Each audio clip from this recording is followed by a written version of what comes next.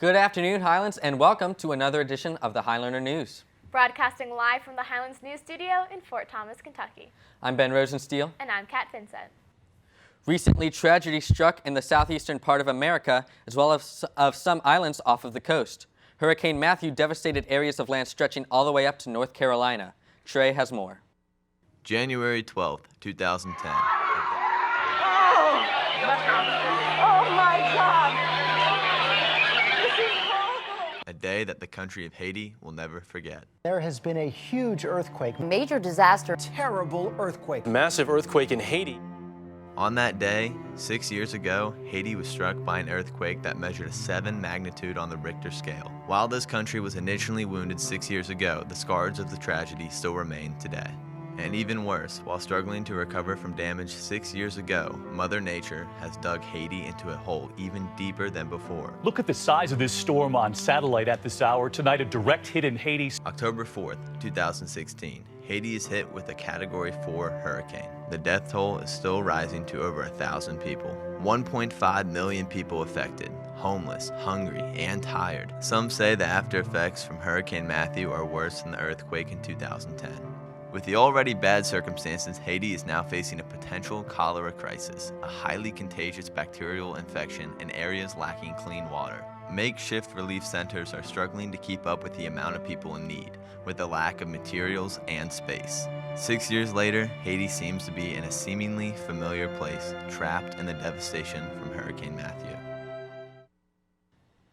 Thanks, Trey. We hope that they can recover very soon. Fall sports are wrapping up and our teams are heading into the playoffs. Trey, what can you tell us? Ben, I can tell you a lot. Fall sports are now wrapping up with the exception of football and cross country. The girls soccer team ended their year with a record of 23-1. The team throughout the year were ranked in the top 30 in the country and the top 5 in the state. The girls unfortunately lost in the regional finals against the Pandas. Congrats, ladies, on a great season and good luck to all the seniors on their future endeavors. The boys soccer team finished with a record of 18-3-2. The team doubled their wins from last season and also won districts for the first time since 2014. The team came up short in the regional tournament, falling to Ryle 1-0. Congratulations to Coach Winkler as he won NKY Coach of the Year, as well as Drew Rahm and Colton Dozel making first team All-Region and Solomon Ferris making third team. Good luck to all the seniors on their future endeavors. The Highlands football team is coming off a dominating win against Grant County, winning 50-0. We're looking to take that momentum into tonight's game against Boone County. Tonight is senior night, and the theme is Pink Out. Game time is 7 p.m. Be sure to get out and support us on the final home game of the year. The volleyball team finished with a record of 19-17. The team came up short in region play against Cooper. Congrats, ladies, on a fantastic year, and we wish all the seniors well on their future adventures.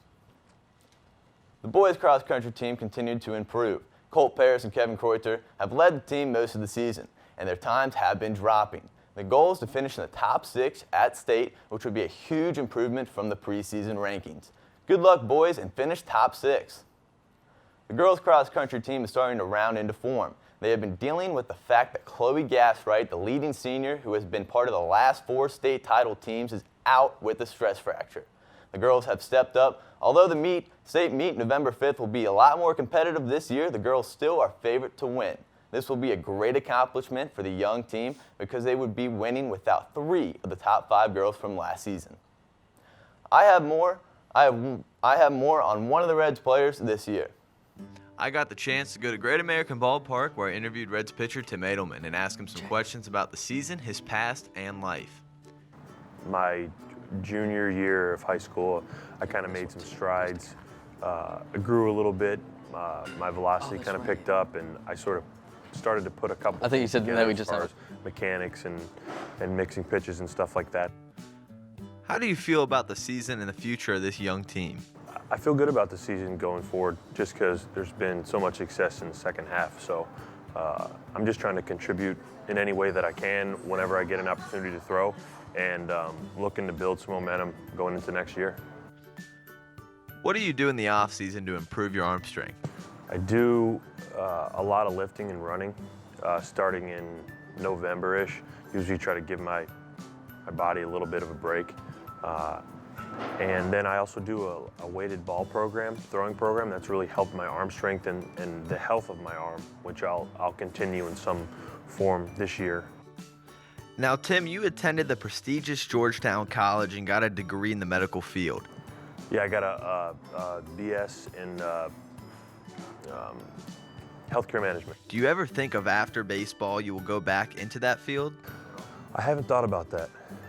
I just figure I'll take the baseball route as far as it'll let me go and then figure out something after that. But to answer your question, I'm not really sure. I did enjoy it, but I'm not 100% sure that's what I want to do after baseball's over. What's your advice for high school and even college baseball players trying to make it to the major leagues? Don't let anybody get in your way of your dream of playing at the next level. If you believe that you can make it and you enjoy playing the game of baseball, make them take the uniform off your back. Because the last thing you want to do is let some of the critics and the negativity get to you and have your career end before you're ready to have it end. So whether you make it to college or you don't, or you make it to pros or whatever, just make sure you follow your dreams and hang your cleats up on your own terms. It was definitely a privilege to be able to go to Great American Ballpark and interview Tim Adelman. Hopefully this young team can keep developing and we can see these guys as contenders sooner rather than later. Thanks, Trey. So Halloween is on Monday, and it's one of my favorite holidays. Right. Ben, what are you going as this year? You know, I don't know how much I want to give away right now. I kind of want to keep it under wraps for now. What about you? I'm going as the phrase letting the cat out of the bag. Nice, that's hilarious. I can't wait to see that. So, do you have any plans for Halloween? No, I have Noises off rehearsal that night, so I can't go trick-or-treating, but you would know all about that. But I am looking for something festive to do. Oh, well, you know, the USS Nightmare is a great Cincinnati tradition, and Dylan just went out to check it out himself. Let's see what he has to say. What's up, Highlands? Dylan Tierney here at the USS Nightmare in Newport, and we're here to see just what keeps this boat afloat.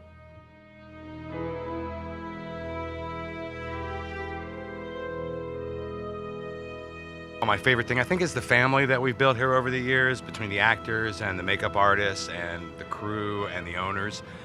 Plus, it's a good time scaring folks. I mean, I'm a little 5'7" guy, we'll say right about 50 years old, and to make, you know, large 18-year-olds or 25-year-olds who try to come through all manly, make them jump, that's a good time. I've been around since it started 25 years ago. So this is the second boat that we have. This boat is 280 feet long. It was built in the 1930s. It ran for more than 50 years as a dredge on the river. And when they took it out of service, it was a national treasure because it was one of the largest steamboat dredges ever built. They returned it to the museum. It broke loose in high water, hit several bridges, and the Mitchell became the Nightmare. Favorite thing is probably getting all the scares that I get, watching people pretty much drop to the floor. Really into Halloween, that's a plus, but I have to say it's my friends. The entertainment, really. A lot of us don't do this for the money. It's more the joy that, one, we can bring to others, and two, that we can bring to ourselves.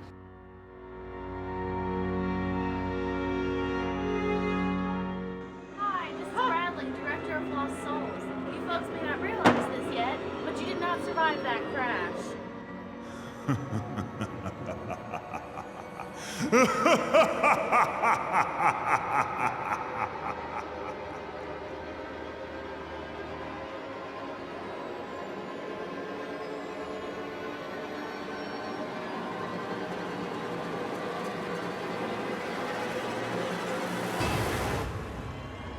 Did I hear we have more patients for us? Yeah! About time.